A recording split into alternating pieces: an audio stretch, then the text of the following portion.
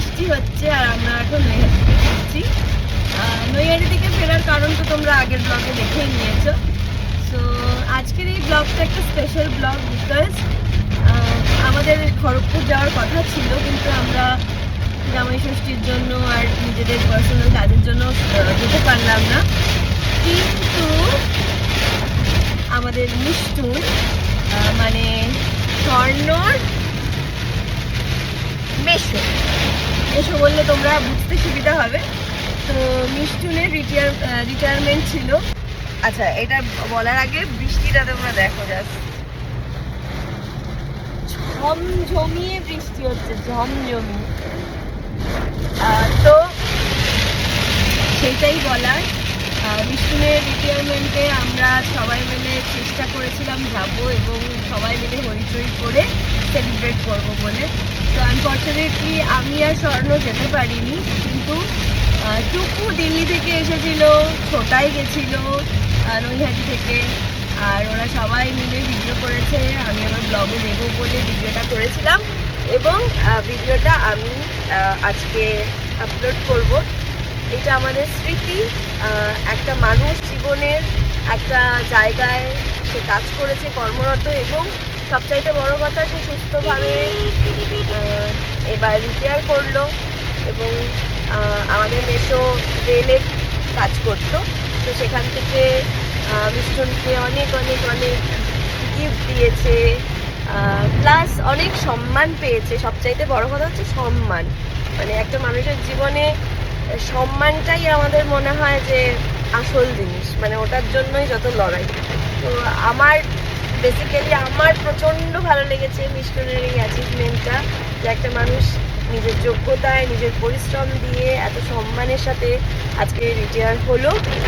আর আমি মিষ্টুনকে বলবো, তুমি রিটায়ার পারসন অবভিয়াসলি ন, তুমি এখন নতুন একটা কাজ তোমার শুরু হবে, সেটা হচ্ছে আমাদের যারা আমরা তোমার ছেলে মেয়ে আছি তাদের দায়িত্ব।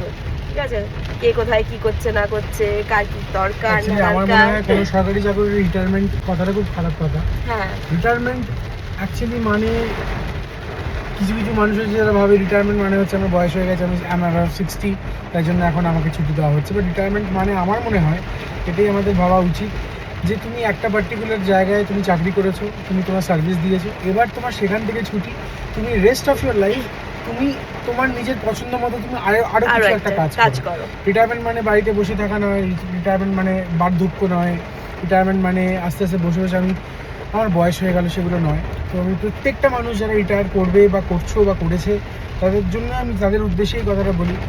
রিটায়ারমেন্ট মানে কিন্তু তুমি থেমে যাওয়া তোমার নয়। রিটায়ারমেন্ট মানে তোমার সেকেন্ড ইনিংস এবং তোমার আরো নতুন নতুন কাজ, যেগুলো তুমি করতে চেয়েছো, যেগুলো সার্ভিসের জন্য তুমি করতে পারো না, সেগুলো এখন তুমি করো। হ্যাঁ, আমারও তাই মনে হয়। সো আজকের এই ব্লগটা পুরোপুরি আমাদের মিষ্টুনকে কেন্দ্র করেই ব্লগ হবে। খুব বেশি ভিডিওর ফুটেজ নেই আমাদের কাছে, যতটুকু আমরা পেরেছি। বাট আজকের এই ব্লগটা, এই ছোট মিনি ব্লগটা সুদীপ্তার তরফ থেকে, এটা হচ্ছে আমাদের দুজনেরই মিষ্টুনকে একটা ট্রিবিউট দেওয়া। ইয়েস, যে happy retirement, happy second innings of your life. মস্তি করো গুরু, মস্তি করো। হ্যাঁ মিষ্টুন, একদম ফুল মস্তি করো। এবার তোমাকে দিল্লি যাওয়া থেকে, টুকুর কাছে থাকা থেকে আর কেউ আটকাতে পারবে না।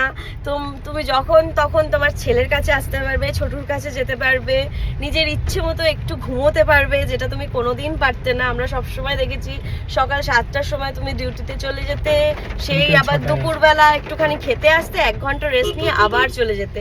এটা আমরা দেখে অভ্যস্ত। ইভেন টুকু এই ভিডিওতে তাই বলবে। তো আমি আর বকবক করবো না, তোমরা এবার ভিডিওটা দেখো। আর আজকের ভিডিওটা ভালো লাগলে লাইক কমেন্ট শেয়ার করে দিও।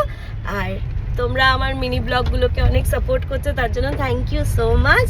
তো আজকের এই মিনি ব্লগটা আমার মিষ্টুনের জন্য। এটাই হলো মিষ্টুনের ওয়ার্কশপ, যেখানে মিষ্টুন কাজ করতো। মিষ্টুন হচ্ছে রেলের ইঞ্জিনিয়ার।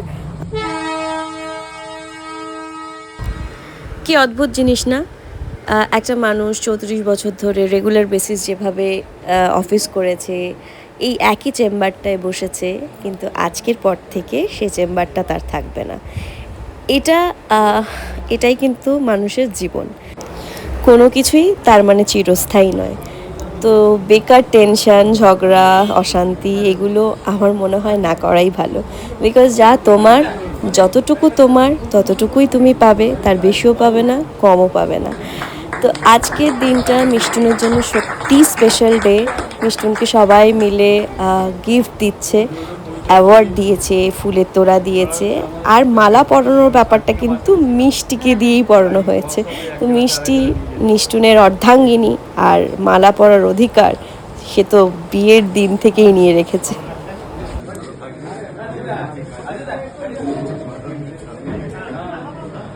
কাজে পিছবো হবে না, দেখবে ঠিক বেরিয়ে যাবে কাজ করতে। কাজে ভয় পেলে ওরা আরো চেপে ধরবে। আর কিন্তু অসুবিধা স্পেশাল রিপেয়ার সব কাজে দক্ষ আমি জানি। যে কোনো কাজ দেবে স্পেশাল রিপেয়ার করে দেয়। সুতরাং ভয় পাওয়ার কিছু নেই। স্পেশাল রিপেয়ার সেকশনে মন দিয়ে কাজ করে দাও, সাকসেসফুল হবেই হবে। আমার ভালোবাসা হলো তোমাদের বলি, ঠিক আছে কম রিটায়ারমেন্ট ওনার হলো রিটায়ারমেন্ট জীবনটা খুব ভালোভাবে কাটুন। আমরা এটা সবাই স্পেশাল রিপেয়ার তরফ থেকে আমরা এটা মানে কামনা করি। আর আমাদের স্পেশাল রিপেয়ারে যে প্রথমবার যে একসাথে দুটো রিটায়ারমেন্টের ফেয়ার আমরা স্পেশাল রিপেয়ারে করছি। তো এটা আমরা অনেকদিন ধরে আমাদের প্রোগ্রাম ছিল যে ভালোভাবে এটা করব। তো আশা করি এটা ভালোভাবে হবে। আর আমাদের এসএসসি আমার সুশান্ত দাস সম্বন্ধে বলতে গেলে উনি আমাদের এসএসসি কিন্তু আমাদের সাথে ব্যবহারটা মানে ফ্রেন্ডলি করতেন। উনি খুব বন্ধুর মতো আমার সাথে মেলামেশা করতেন। কোনোদিনও আমাদের কাজের প্রেশার দেয়নি। আমরা হয়তো রাগের মাথায় অনেক কিছু ওনাকে বলে দিয়েছি, কিন্তু ওনাকে কোনো খারাপ মনে করি না। কারণ এসএসসি আর স্টাফদের মধ্যে একটা থাকে একটা হ্যাঁ। আর বৌদির কানে হাতটা দিয়ে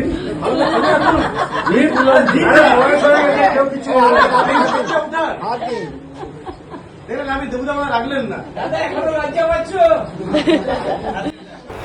এরপরেই সবাই মিলে চলে গেছিলো একটা সুন্দর ডিনার করতে। বিকজ বাঙালির যে কোনো অনুষ্ঠান বলুন, খাওয়া দাওয়া ছাড়া কিন্তু চলে না।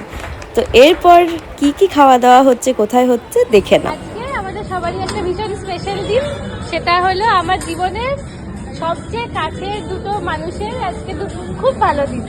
এক হলো আমার বাবাই দীর্ঘ 35 বছর, 34 ইয়ার 7 মান্থস দেখতে গেলে তোমার আজকে 34 বছর 7 মাস কি 8 মাস দীর্ঘ এত বছর ধরে একটা জায়গায় কাজ করেছে। আমি ছোটবেলা থেকে বাবাই মানেই অফিসে যাচ্ছে, বাবাই কাজ সামলে তবেই আমরা সবাই আর কি নৈহাটি যাচ্ছে ভোর 4টে বেরিয়ে, মানে আবার ওখান থেকে আসতে 8টার সময় অফিসে ঢুকতে পারে। তো বাবাই মানেই অফিস যাবে, আমার কাছে ওটাই ডেফিনেশন।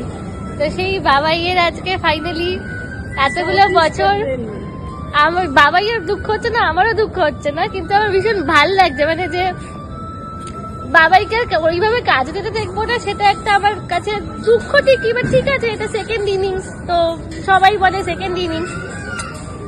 বাবার কাছে এটা রিকোয়েস্ট থাকবে যে সারা জীবন আমরা, আমার মনে হয় অ্যাজ এ ফ্যামিলি আমরা অনেক অনেক ভাবনা চিন্তা করে খরচা করে চলেছি। আমরা খুব একটা খুব দায়িত্ব ছিল কিন্তু, আর আমার ছোটবেলা থেকে মনে যা চাইছি কি করে চলে আসে, কোনো কিন্তু ভাবতে হয়নি কিছুর জন্য যে ভাবছি এটা নেই ওটা নেই। দিব্যি যা চাইতাম এমন কিছু না যে খুব চাইতাম তাই পারতো না দিতে, তা নয়। আমি বরাবরই রিজনেবল জিনিসই চাইতাম আর পেয়েও যেতাম একবারে। কিন্তু অনেক সময় অনেক ব্ল্যাঙ্ক খরচা বাবাই আমার ওপর করেছে, যেগুলো আমি জানি ব্ল্যাঙ্কই খরচাগুলো হাজার টাকা গেছে। বাট কোনোদিন আমি বাবার মুখে দেখিনি যে দুঃখ পেয়েছে বা আচ্ছা তোর পিছনে একটা খরচা করলাম হলো না, কোনো দিন আজ অব্দি আমি টিল ডেট শুনিনি। আর আমি সো লাকি যে আমি এরকম একটা ফ্যামিলিতে জন্মেছি যেখানে আজকালকার দিনে বড় হয়ে বরং বেরিয়ে শুনছি যে মেয়ে ছেলেদের মধ্যে ডিফারেন্স হয়। আমি কিন্তু সেইভাবে কোনোদিন বড় হইনি। আমি কোনোদিন আমার মা বাবা আমাকে বুঝতেই দেয়নি যে আমি মেয়ে, জানতামই না। আমি বরং কলেজ লাইফে গিয়ে বুঝেছি যে ছেলেদের ছেলে মেয়ে এক্সাইজের একটা আলাদা ব্যাপার হয়, ট্রিটমেন্টের ক্ষেত্রে বলছি যে ছেলেরা উপরে হোক সুপিরিয়র হোক এক্সাইজেড, ওই ভাবনাটা নিয়ে আমি বড়ই হইনি, কারণ আমি দেখিনি আমার বাড়িতে ডিফারেন্ট আলাদা করে। সবই বাবাই মার কৃতিত্ব। কিন্তু বাবাইয়ের এই সার্ভিস লাইফটা এই লাইফটা অন্তত এখানে আজকে কি কালকের মধ্যে শেষ হচ্ছে, তাই জন্য বাবাইকে কংগ্রাচুলেশন। তবে বাবাইকে এটা রিকোয়েস্ট, বাড়িতে বসতে তোমার এখন মনে হচ্ছে 7-10 দিন যে খুব ভালো লাগবে, 7-10 দিন পর থেকে কিন্তু ভালো লাগবে না। নিজেকে কোনো না কোনো কাজে জড়িয়ে রাখতে হবে, ঠিক আছে? আর আরেকজন হলো সৌম্য, মানে সৌম্যর জন্য যতই বললো আমার কমই পড়বে, কিন্তু এত খুশি হচ্ছে আমি যে ওকে আমি চোখের সামনে, মানে আমরা সবাই যে কত স্ট্রাগল করতে দেখেছেন, ওর মতো জেনুইন মানুষ আমি বলবো আমার মা, মানে তোমরা তো সবাই রয়েইছো, কিন্তু যাদের সাথে আমি বড় হয়েছি, যারা আমাকে বড় করেছে, ও মা বাবাইয়ের পরে আমি অত জেনুইন মানুষ আমার লাইফে অন্তত দেখিনি। সৌম্যর মতো ভীষণ হার্ডওয়ার্কিং, ভীষণ জেনুইন মানুষ, আর এত ভালো আমি আমার মনে হয় না আজকালকার দিনে রিয়ারলি আমাদের জেনারেশনে পাওয়া যায় না সৌম্যর মতো ছেলে। আজকে ও এত কষ্ট করে ফাইনালি ওর ভালো কর্ম বলো, সেকেন্ড ইঞ্জিনিয়ার হয়েছে, প্রচুর কষ্ট করেছে এর জন্য, তোর নিজের দমে খেতে আজকে হয়েছে। তো এই দুটো ইভেন্ট মিলিয়ে আজকের সেলিব্রেশন, তো তাদের জন্য হ্যাঁ, তো বাবাই আছো, তাই আমার নিজের দুজন কাছের মানুষের জন্য আমার মনে হয় আজকে আমি সেলিব্রেট করছি। এটা টুকু সেলিব্রেট করছে, বল ওখানে টু বাবাই। হ্যাঁ, তো বাবাই আছো। তো সৌম্য আমাদের বাড়ির একটা মাত্র আপাতত জামাই, আর ও মার্চেন্ট নেভি, ও এখন জাহাজে আছে, ও কোরিয়ার কাছাকাছি আছে, সমুদ্রের মাঝখানে। তো ওর এই অ্যাচিভমেন্টটাও আমাদের কাছে একটা স্পেশাল, বিকজ ও ভীষণ কষ্ট করে লাইফে আর ভীষণ স্ট্রাগল করে এই অ্যাচিভমেন্টটা করেছে। তো তার জন্য খাওয়া দাওয়া তো বানতাই হয়, কিন্তু এত খাবার দেখার পর মনে হচ্ছে খাওয়া দাওয়াটা মেসি হয়ে গেল। নেক্সট টাইম সৌম্য এলে সবাই মিলে আবার ফ্যামিলি একসাথে খাওয়া দাওয়া করব। ততক্ষণের জন্য টাটা।